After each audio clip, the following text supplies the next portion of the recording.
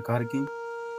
संसार में मनुष्य जब प्रभु की कृपा होती है, कोई पद या संपत्ति का बहुत शीघ्रता से घमंड आता है लोगों को, और फिर वो जब प्रभु की कृपा या मद जब आ जाता है लोगों को, तो जो नीचे वाले लोग हैं उसे एक चिंटी के समान रखते हैं। एक बड़ी ही सुंदर कथा है, हम उसकी ओर आपको ले चलते हैं। एक समय की बात है, सतयुग के समय की। रंबासुर नाम का एक राक्षस हुआ, जिसने भगवान ब्रह्मा जी की बड़ी तपस्या करी। परम पिता ब्रह्मा बड़े सरल स्वाभाविक है, जो तपस्या करता है उसको वरदान देने में वो भी देरी नहीं करते, उनका स्वभाव है। तो ब्रह्मासुर की तपस्या से भगवान ब्रह्मा जी प्रसन्न हुए। ब्रह्मासुर की तपस्या से भगवान ब्रह्मा जी प्रसन्न हुए। उन्होंने कहा, वत्स वर मांगो। पहले से ही ब्रह्मा जी समझ गए थे इसके मन में क्या है, खोटे कहीं ना कहीं। तो उसने जैसे ही वरदान स्वरूप कुछ मांगा, तो उन्होंने ब्रह्मासुर ने कहा, प्रभु मुझे ऐसा वरदान दीजिए, अमरता का वरदान। तो ब्रह्मा जी ने कहा, ये तो संभव नहीं, प्रकृति का नियम है मृत्यु, और कुछ और वरदान मांगिए, और ये मैं नहीं दे सकता।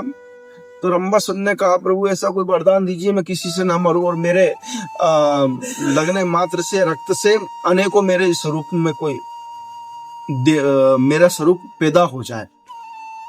उन्होंने कहा, ठीक है तथास्तु, लेकिन एक समय आएगा तो स्त्री क्या से मरेगा। तो रंबासुर के मन में बड़ा खोट उत्पन्न हुआ। उसने कहा कि प्रभु अब तो आप भी मुझे नहीं मार सकते हो भला, और स्त्री कैसे मारेगी।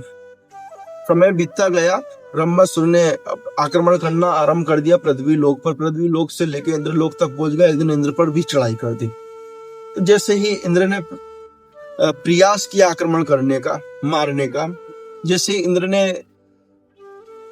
अपना वज्र चलाया, तो वज्र जैसे ही चलाया तो रंबासुर पर पड़ता, तो अनेकों उसके स्वरूप में रक्त बीज के नाम से उत्पन्न हो जाते हैं।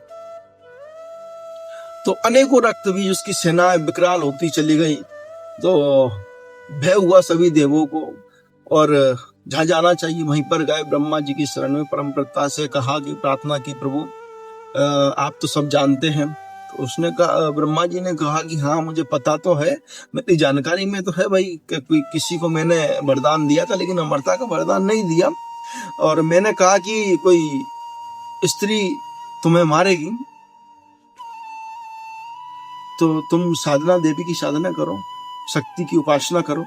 तो उन्होंने शक्ति की उपासना करी, तो माँ जगदम्बा आदि शक्ति स्वरूप में काली प्रकट होकर आई। उन्होंने कहा क्या? उन्होंने कहा कि माँ, रंबासुर नाम का जो रक्त बीज है उसने बड़ा ही तांडव मचा रखा है, और हमें पद से हीन कर दिया, हमारे इंद्रलोक पर भी चढ़ाई कर दी। तो माँ बड़ी क्रोधित हुई, और जैसे ही रण में माँ उतरी तो रक्त बीज पर आक्रमण करना आरंभ कर दिया। जैसे ही आक्रमण करती तो उसकी सेना और विकराल हो जाती। जैसे रक्त बीज के रक्त गिरता तो अनेकों रक्त बीज उत्पन्न हो जाते हैं। इससे माँ बड़ी दुखी होकर, और बड़ा क्रोध आया, उन्होंने कहा कि अनेक बार मारने से अनेकों उत्पन्न हो जाते हैं। फिर माँ को और विकराल रूप धारण किया, तो एक उसमें उनका रक्त पीना आरंभ कर दिया, महाकाली के रूप में आ गई। फिर भी कहीं ना कहीं बूंदे गिर जाती, गिरने लगी, तो और विकराल रूप, क्रोधित होकर माँ और विकराल रूप धारण किया। पूरे शरीर से लावा उत्पन्न होने लगा। जहां भी रक्त की बूंदे गिरती तो वहीं से ही वो भस्म हो जाती इसके तप से। तो रक्त बीज आखिरकार मारा गया।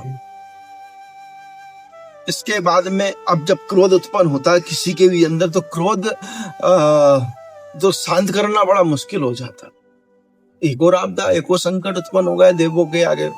फिर वो शंकर जी के पास गए, प्रभु ये बड़ा संकट उत्पन्न हुआ।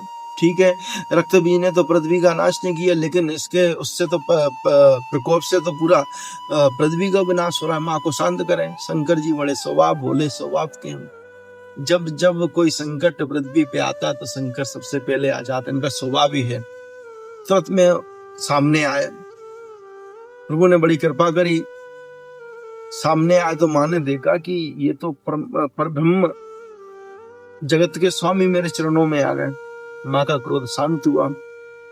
कहने का तात्पर्य यह है, सुनाने का, जब जब अपनी सिद्धियों की दम से या प्रभुता पाकर या मद में या धन के